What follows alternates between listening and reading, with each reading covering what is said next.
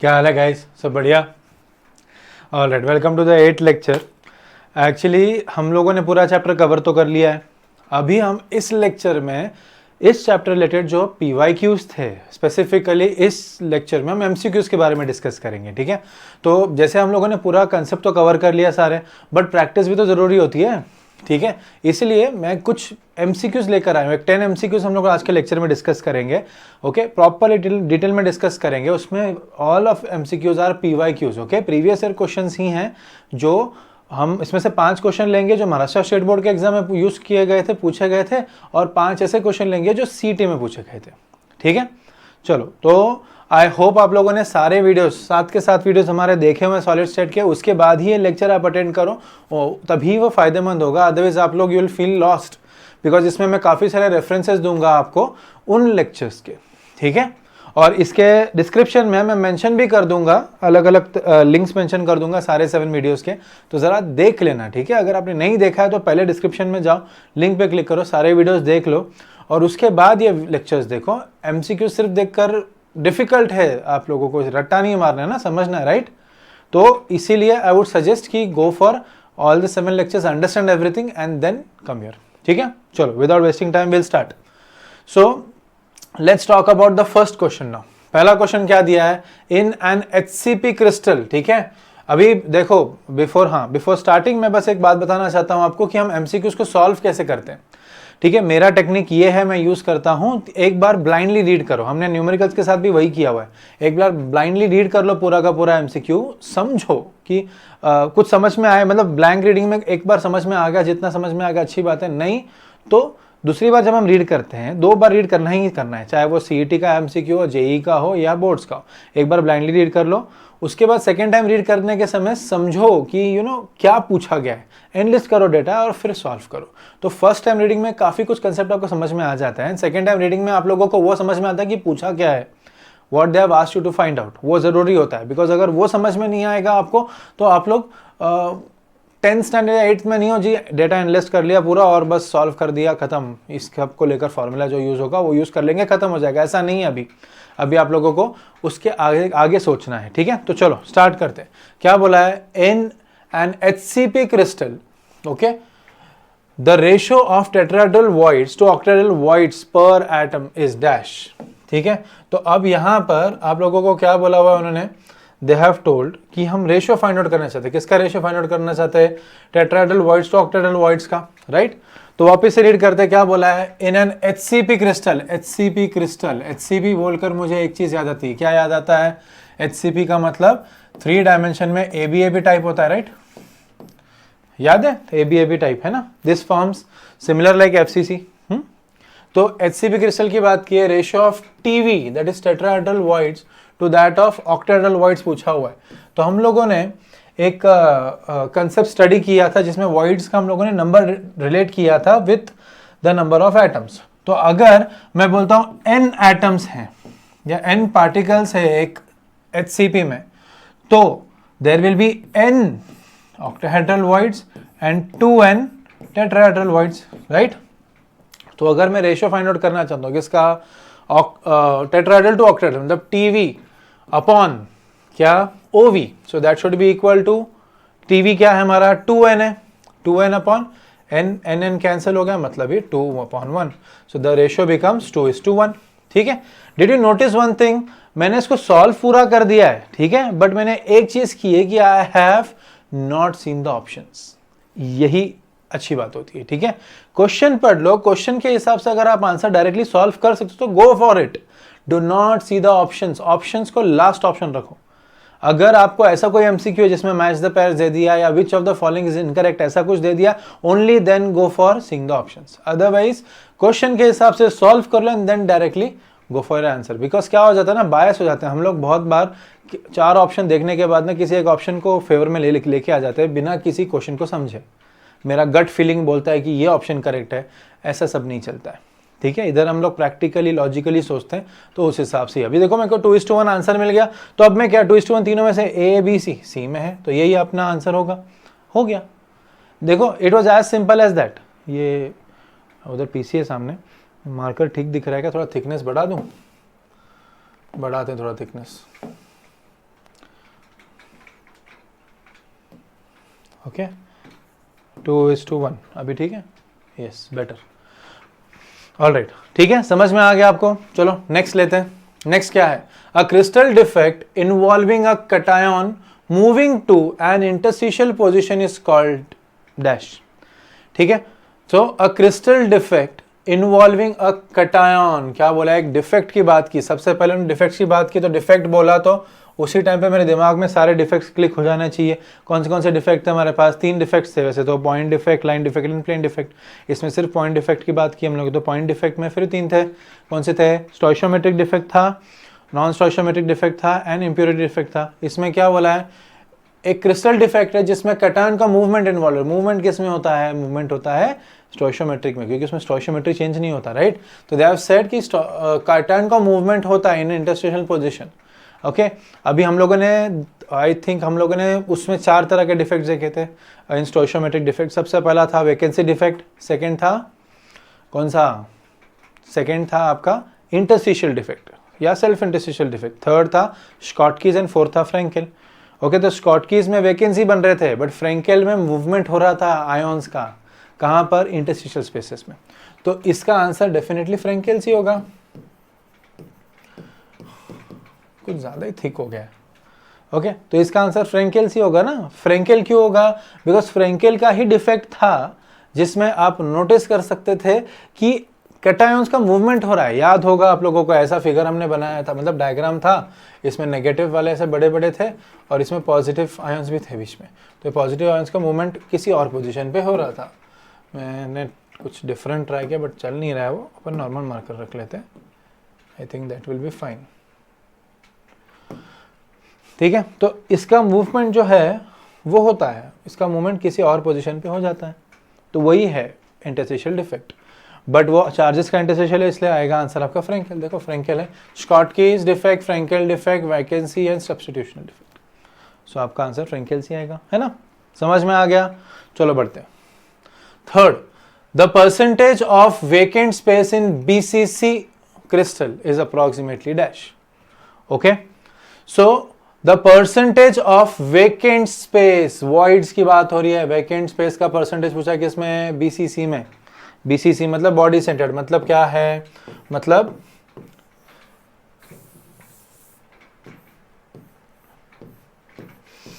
इस तरह से आपका यूनिट सेल है, ठीक है, इसके कॉर्नर्स पे एटम्स होंगे ही, पार्टिकल्स होंगे, और सेंटर में भी एक पार्टिकल होगा, बीसीसी है ना, सेंटर में पार्टिकल होगा, ये सेंटर वाला पार्टिकल जो प्रेजेंट है, ठीक है। BCC crystal is approximately dash. तो एम्प्टी स्पेस की बात की, तो अगर आपको याद होगा तो हमने पैकिंग एफिशिएंसी फाइंड आउट की थी, तो परसेंट पैकिंग एफिशिएंसी किसके लिए, फॉर बीसीसी कितना आया था, 68%। ये फैक्ट याद होना चाहिए। अब इधर बैठ के अगर आप सॉल्व करोगे तो 4 मार्क का क्वेश्चन हो जाएगा, ये कोई सेंस नहीं बनता। तो इतना आपको बेसिक तो याद होना चाहिए। तो ये पैकिंग एफिशिएंसी 68% का मतलब क्या होता है कि परसेंट ये स्पेस जो है एटम्स ने ऑक्यूपाई किया था, जो एटम्स थे उसमें उन्होंने 68% ऑलरेडी ऑक्यूपाई कर दिया। तो बचा कितना, 100 minus 68, that is your 32%, right.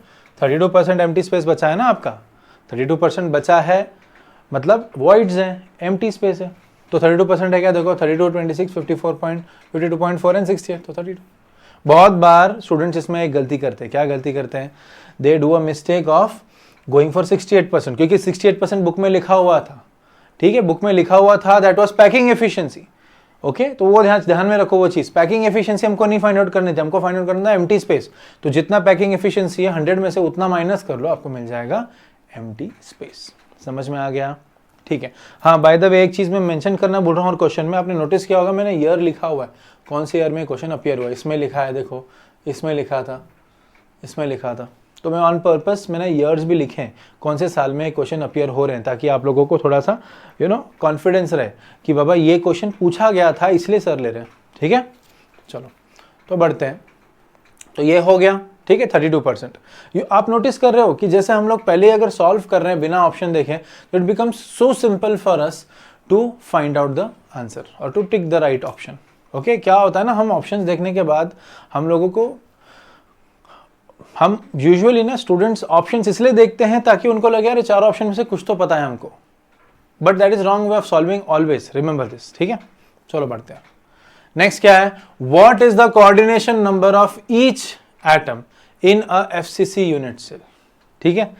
FCC unit cell में क्या बोला है, what is the coordination number of each atom in FCC unit cell. इसका मतलब क्या है कि एफसीसी यूनिट सेल में हर एटम का कोऑर्डिनेशन नंबर कितना है ये पूछा है उन्होंने। तो एफसीसी कैसे दिखाई देता है, एफसीसी, और अगर आपको याद रहेगा तो 3 डायमेंशनल पैकिंग में एबीसी एबीसी पैकिंग जो होता है, सीसीपी जिसको हम बोलते हैं, क्यूबिक क्लोज पैक्ट है ना, वो एफसीसी बनाता है। तो उसका कोऑर्डिनेशन नंबर जो रहेगा वही कोऑर्डिनेशन नंबर इधर रहेगा। चलो अभी यहाँ पर तो आपके एटम्स है ही है कॉर्नर्स पे, राइट, वर्टाइसेस पे एटम्स है यहाँ पर प्रेजेंट,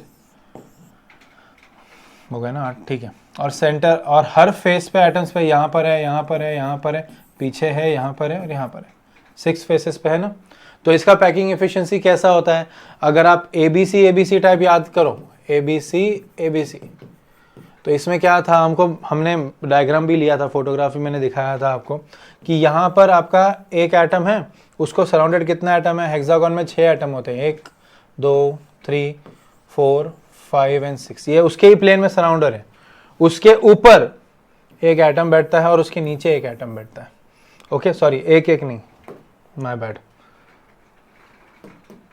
उसके ऊपर बैठते हैं 3 एटम्स, 1 2 और यहाँ 3 इसके ऊपर, और नीचे भी 3 बैठते हैं, 1 2 3, if you remember, right. 3 dimension में होता है ना वो। तो एबीसी एबीसी का कोऑर्डिनेशन कितना निकाला था हम लोगों ने, 12, तो एफसीसी का भी 12 ही रहेगा ना। सो इट इज लाइक यहां पर एक एटम प्रेजेंट है, इसके ही प्लेन में 1 2 3 4 5 6, ऊपर 3 प्रेजेंट रहेंगे, नीचे 3 रहेंगे। एचसीपी में भी सेम पैटर्न था, बट एचसीपी में बस ऊपर का और नीचे का स्ट्रक्चर मैच कर रहा था, और आपका सीसीपी में मतलब एबीसी एबीसी टाइप में मैच नहीं कर रहा है, ऑपोजिट है ना। तो कितना हो गया, कोऑर्डिनेशन नंबर 12 है, तो ये 12। देखो ट्रिक ये था इसमें जल्दी पता करने का कि एफसीसी बोला है तो एफसीसी में हम कोऑर्डिनेशन नंबर हमको किस मामले में पता है, we know coordination number about ABC ABC type, AB AB type, है ना। तो उस केस में कोऑर्डिनेशन नंबर हमको ऑलरेडी पता है, तो वो कोऑर्डिनेशन नंबर की अगर मैं बात करता हूँ तो इसके साथ अगर आप रिलेट करते हो डायरेक्टली तो एफसीसी सीसीपी में बनता है, that is no close cubic packed, है ना, क्यूबिक क्लोज पैक्ट, सॉरी, जो एबीसी एबीसी टाइप है तो उसमें 12 है, कोऑर्डिनेशन में तो 12 ही हो जाएगा। टेक्स्ट बुक में लिटरली आप लोगों को डायग्राम दिया हुआ है इसके लिए, ठीक है, और हमने भी डिस्कस किया हुआ है जहाँ पर मैंने आप लोगों को एफसीसी का पैकिंग एफिशिएंसी एक्सप्लेन किया या एबीसी एबीसी टाइप एक्सप्लेन किया, वहाँ पर भी बात की है हम लोगों ने, ठीक है। ओके, तो आपका 12 हो जाएगा यहाँ आंसर। नेक्स्ट क्या बोला हुआ है, the ionic radius and edge length relationship, that is ionic radius मतलब हो जाता है आर, मेरे दिमाग में सबसे पहले आ रहा है, एज लेंथ के लिए मेरे दिमाग में आता है A. So ionic radius r and edge length a, relationship in an FCC lattice is dash. मतलब क्या बोला, आयोनिक रेडियस आर और एज लेंथ, यूनिट सेल का एज लेंथ ए, इन दोनों के बीच में रिलेशनशिप किसका पूछा है उन्होंने, एफसीसी का पूछा। तो एफसीसी में कितना है ये बोला उन्होंने। तो अगर आपको याद है तो we had the relationship that a becomes equal to 2√2r, find out किया था ना हमने पूरा वो ज्योमेट्री के हिसाब से, जिसमें we had made in such a way that यहाँ पर जो क्यूब है, इस क्यूब के फ्रंट में there are atoms present in such a way, यहाँ पर एटम है, यहाँ पर एटम है, इसके फेस के सेंटर में भी एटम है, यहाँ पर भी है, यहाँ। तो हम लोगों ने क्या किया था, ये पूरा ए है, ये हमको पता है, ये भी ए है हमको पता है, इधर से हाइपोटेन्यूज बनाया था, हाइपोटेन्यूज वाज व्हाट, ये इसका रेडियस आर, इसका आर, इसका आर और इसका आर, ये पूरा डायमीटर आ रहा है ना। तो we wrote that a square plus a square equal to 4r whole square, है ना। So 2a square becomes equal to 16r square, therefore a square becomes equal to 8r square, देख रहे हो वही लिखा है मैंने, that is a would become equal to 2√2r which is nothing but square root of 8, है ना। तो ये हमको रिलेशनशिप पता है, ठीक है। तो ये रिलेशनशिप ही होना चाहिए। अभी इसका हम लोग फाइंड आउट करते हैं कि क्या रिलेशनशिप यहाँ यूज किया। देखो a is equal to 4r/√2, a is equal to 2r, r/√2 and 4r। तो ये 4 ऑप्शंस हमको दिए हुए हैं, बट ये 4 ऑप्शंस में देखोगे तो कहीं पर भी उसके साथ मैचिंग कुछ नहीं है, तो मैच करवाना पड़ेगा क्योंकि एक ना एक तो आंसर है ना, ठीक है। तो चलो फर्स्ट वाला क्या है, a इक्वल्स, फर्स्ट वाला हमको दिया हुआ है a इक्वल्स 4r/√2, ठीक है। इसको सॉल्व करके देखते हैं। 4 is nothing but 2 into 2 into r upon √2, it can be written as √2 into √2 into √2 into √2, right. √2 into √2 क्या होता है, 2 होता है, और ये अपॉन √2 और यहाँ इंटू r आ गया, है ना। तो ये √2 कैंसिल हो गया, क्या हो गया, √2 इंटू √2 2, और √2 तो वैसा ही है, तो हो गया 2 √2 r। देखो आ गया आंसर। तो ए ऑप्शन ही हमारा करेक्ट आ गया, बाकी के करने की ज़रूरत ही ना पड़े। बट यहाँ पर ऐसा भी हो सकता है कि they might give you option A की जगह पे सी में दे दें वो ऑप्शन, तो इट बिकम्स, मतलब उस हिसाब से फिर आपको बाकी के ऑप्शंस भी सॉल्व करने पड़ेंगे। तो हमने बस कन्वर्जन किया और कुछ नहीं किया। वो तो एक बार आप प्रैक्टिस करोगे एमसीक्यूज को तो देख के ही आपको पता चल जाएगा कि कौन सा सही है और कौन सा गलत है, ठीक है। Alright, next. अभी ये 5 एमसीक्यूज हो गए, वो हो किसके थे, एचईसी बोर्ड के रिलेटेड थे। अब बाकी के 5 हम देखेंगे जो सीईटी में पूछे गए थे, ठीक है, क्योंकि सीईटी ऑब्वियस सी बात है, अगर आप एचईसी बोर्ड का एग्जाम दे तो आप सीईटी तो जनरली दोगे ही दोगे, तो उस पर्सपेक्टिव से ही मैंने सीईटी के भी क्वेश्चंस रखे हैं, ठीक है। चलो नेक्स्ट क्वेश्चन क्या दिया है, which type of solid has a sharp melting point. Again, which type of solid has a sharp melting point. Sharp मतलब particular melting point, melting point का रेंज नहीं होना चाहिए, it should be one particular melting point, है ना। किस में होता है, प्रॉपर्टीज में सीखा था हम लोगों ने, किसके प्रॉपर्टीज में, क्रिस्टलाइन सॉलिड्स के प्रॉपर्टी में, राइट। तो यहाँ पर देखो amorphous solids, crystalline solids both and none, तो crystalline solids. This question was asked in MST CET 2024, last year ही पूछा था ये क्वेश्चन को, ठीक है। तो क्रिस्टलाइन सॉलिड्स में डेफिनेट पॉइंट होता है ना, याद करो NaCl एक पर्टिकुलर टेम्परेचर दिया रहता है उसके बॉइलिंग का, है ना। अमॉर्फस सॉलिड्स जो होते हैं, जो पाउडरी होते हैं, उनका पर्टिकुलर टेम्परेचर नहीं होता है, उनका रेंज ऑफ टेम्परेचर होता है, हमने सीखा था ये फर्स्ट लेक्चर में लिया था। ओके नेक्स्ट, ये थोड़ा इंटरेस्टिंग क्वेश्चन है, ये आई थिंक हम लोगों ने इस तरह का क्वेश्चन पहले भी किया हुआ है, फिर एक बार करते, ये पूछा गया 2024 में, इस टाइप का क्वेश्चन पूछा गया था, थोड़ा सा वेरिएशन था, बट वो क्वेश्चन में थोड़ा प्रिंटिंग मिस्टेक में एरर था, इसलिए मैंने उस क्वेश्चन को मॉडिफाई करके लिखा है, ठीक है। क्वेश्चन क्या है, B- ions form CCP structure, okay, A+ ions occupy 1/3 of the tetrahedral voids, what is the formula of the compound, ठीक है। क्या बोला है, B- आयंस मतलब ये हो गया क्या, this becomes anions, form CCP structure, मतलब B- क्या बना रहा है, CCP स्ट्रक्चर बना रहा है, because of CCP structure present, okay. हमको पता है CCP का मतलब क्या होता है, right, we know ABC type. और A+ आयंस मतलब क्या होगा, ये कटायंस, कटायंस क्या कर रहे हैं, they are occupying 1/3 of the tetrahedral voids, ठीक है, 1/3 ऑफ द टेट्राहेड्रल वॉइड्स ये कर रहे हैं। अभी अगर हम कंसिडर करते हैं total number of atoms as B जो है, this becomes total number of particles, तो क्या हो जाएगा, 2B would be number of tetrahedral voids, याद है टेट्राहेड्रल वॉइड्स डबल होते हैं नंबर ऑफ एटम्स के, तो टेट्राहेड्रल वॉइड्स का डबल होता है किसका, नंबर ऑफ एटम्स का। और इन्होंने क्या बोला है, that A occupies 1/3 of the tetrahedral voids, 1/3, तो A का कितना हो जाएगा, it will be 1/3 of number of tetrahedral voids, मतलब it will be 1/3 of 2B, मतलब A कितना हो गया, 2/3B, ठीक है। अब हमको क्या चाहिए, we need to find out the chemical formula of the compound, मतलब A कितने और B कितने, मतलब हमको रेशियो लेना पड़ेगा A/B का, तो A कितना मिला है मुझे, A मिला है 2/3 इंटू B, उसको थोड़ा अच्छे से लिखते हैं, 2/3B, और B कितना है, 1, सिर्फ B, तो ये B और B कैंसिल आउट हो जाएंगे, क्या हो जाएगा, A/B becomes equal to 2/3, that is A ratio में कितना आ रहा है, 2 आ रहा है, और B कितने आ रहे हैं, 3 आ रहे हैं, तो फॉर्मूला क्या हो जाएगा, A कितने हो जाएंगे, 2, B कितने हो जाएंगे, 3, सही है। तो अपना ऑप्शन है क्या, देखते देखते, A option AB, B option AB2, C A2B3 हो गया, and D A4B, right, do you understand, ठीक है। तो इस तरह से हम लोग इसको सॉल्व कर सकते हैं ये क्वेश्चन को, राइट। बढ़ते हैं आगे, नेक्स्ट क्या दिया हुआ है, number of Bravais lattices in 3 dimensional crystallography are dash, क्या बोला है, नंबर ऑफ ब्रेविस लैटिसेस। इसमें कंफ्यूजन क्या होता है, 2 चीज़ों में होता है, एक तो इन्होंने नंबर ऑफ ब्रेविस लैटिसेस पूछा है या क्रिस्टल सिस्टम पूछा है।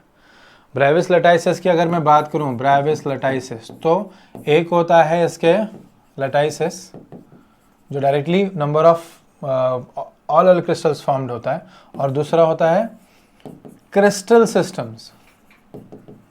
तो क्रिस्टल सिस्टम्स की बात करते तो हमने देखा था कितने 7 क्रिस्टल सिस्टम होते हैं, जिसमें क्यूबिक होता है, हेक्सागोनल होता है, ऑक्टाहेड्रल होता है, अलग अलग रोम्बोहेड्रल वगैरह सब होते हैं, ठीक है। तो टोटल मिला के 7 होता है।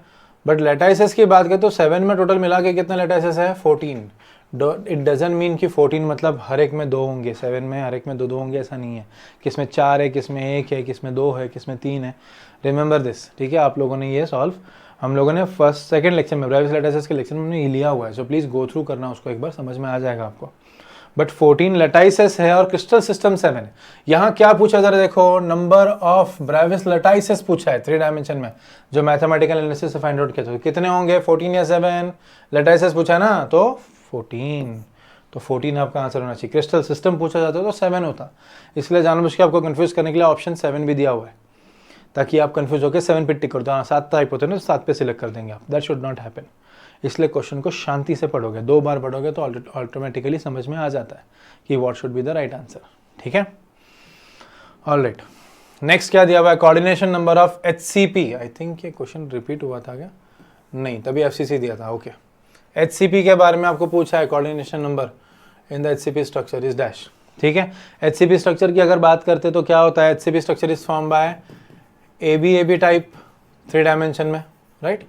ABB टाइप का अरेंजमेंट से होता है। तो ABB टाइप में क्या होता है? सिंगल एटम है, उसको सराउंडेड 6 एटम है। क्यों मैं घड़ी ये चीज़ बोल रहा हूँ? अगर आप याद करोगे तो मैंने आपको सिखाया था स्ट्रक्चर के बारे में। तो HCP बनाने के लिए 2 डायमेंशन में भी HCP की ज़रूरत पड़ती है, ये वाला स्ट्रक्चर है ना।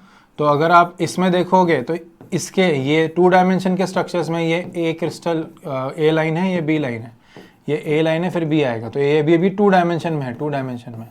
तो इसमें अगर मैं एक एटम कंसिडर करता हूँ, ये वाला, तो ये कितने एटम से कनेक्टेड है? 1 2 3 4 5 6। तो हेक्सागोन बना रहा है ना, तो ये इसका कोऑर्डिनेशन कितना हो गया? 6 हो गया। तो 2 डायमेंशन में इसका 6 है। तो मैं वही आपको बता रहा हूँ रिपीटेडली, जब ABB टाइप बनता है, क्योंकि अगर ये वाला AA टाइप है तो ये सिर्फ एक ही टाइप बनाते हैं 3 डायमेंशन में, दैट इज AA टाइप, आपको याद होगा ये। बट ये ABAB टाइप में क्या होता है? नीचे जो 2D में होता है वो भी ABB टाइप होता है। तो ये ABB टाइप है और एक ABB टाइप उसके ऊपर आ जाता है, वो पहले वाले के होल्स में फिट होता है, मतलब वॉइड्स में फिट होता है। तो इनके अरेंजमेंट में देखा जाता है कि इसके एक ही प्लेन में एक एटम या एक पार्टिकल 6 पार्टिकल से कनेक्टेड है। तो ये तो 6 हो गए, उसके ऊपर नीचे 3 रहते हैं और ऊपर भी 3 रहते हैं, तो टोटल 12 हो जाएंगे ना। तो वही होगा, HCP में 12 हो जाएगा, ठीक है। तो ये हमारा आंसर हो गया। ओके, आज का लास्ट क्वेश्चन थोड़ा सा डिफरेंट क्वेश्चन है एक्चुअली। ये इंटरसेक्ट करता है सॉलिड स्टेट को लेकर, अगर है ये चैप्टर तो इस सॉलिड स्टेट में भी आता है और ये और एक टॉपिक में आता है, वो topic nano particles, green chemistry. Okay, last chapter है आप लोगों का, उसमें भी ये टॉपिक आता है।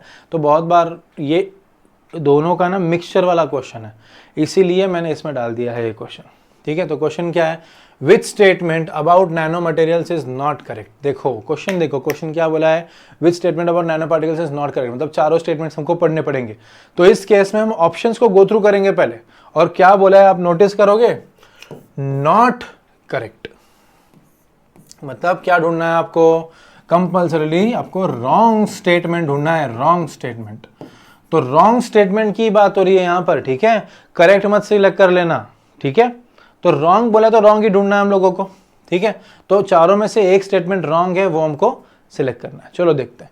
पहला स्टेटमेंट क्या बोला है? High surface area to volume ratio. याद करो, ये करेक्ट है ना? High surface area. अभी नैनो पार्टिकल्स क्या होते हैं अभी नहीं भी अगर समझ में आए तो जब मैं नैनो पार्टिकल्स का चैप्टर लूंगा तो फटक से आपको समझ में आ जाएगा ये पॉइंट। इसका मतलब क्या है? जैसे अगर मैंने ये मार्कर लिया है, इसका अगर मैं टुकड़ा कर दूंगा, अभी इसका मैं एरिया निकालता हूँ ना, अगर सरफेस एरिया इसका फाइंड आउट करता हूँ तो इसका सरफेस एरिया जितना भी होगा, तो इसका पाउडर बनाने के बाद हर पार्टिकल सरफेस एरिया कर निकालूंगा तो क्या हो जाएगा? सरफेस एरिया बढ़ जाएगा, है ना। जस्ट थिंक अबाउट इट, कि ये तो आपने 10th में भी पढ़ा हुआ है कि you know when we reactants को जब हम लोग उसका पाउडर बना के उसको रिएक्ट करते हैं एसिड के साथ तो उसका रिएक्शन फास्ट होता है ना। लाइमस्टोन नहीं, शाहबाद स्टोन के बारे में, कैल्शियम सॉल्ट, कैल्शियम कंपाउंड के बारे में, शाहबाद स्टोन में क्या होता है कि वो जब हम उस पर्टिकुलर शाहबाद स्टोन को हम लोग HCl में डालते हैं पूरे स्टोन को, तो बबल्स निकलते हैं, बिकॉज देयर इज गैस, है ना, H2 गैस रिलीज होता है। बट अगर हम उस जगह पे उसका पाउडर बना के डालेंगे तो रिएक्शन फास्ट होता है। तो क्यों होता है वो? बिकॉज पार्टिकल्स को ब्रेक करने के बाद बहुत सारा एरिया बढ़ जाता है। जैसे मैं इधर बना देता हूँ, ये एक पार्टिकल है, ठीक है। ये पार्टिकल का कितना एरिया है, इतना पूरा एरिया, बट इसका अगर पीसेस कर दिया तो छोटे पार्टिकल्स बन जाएंगे, बहुत सारे छोटे पार्टिकल्स बन जाएंगे, ठीक है। तो अगर आप हर छोटे छोटे पार्टिकल का एरिया आप टोटल करोगे ना अगर, तो मिला कर ना एरिया बहुत ज़्यादा हो जाएगा।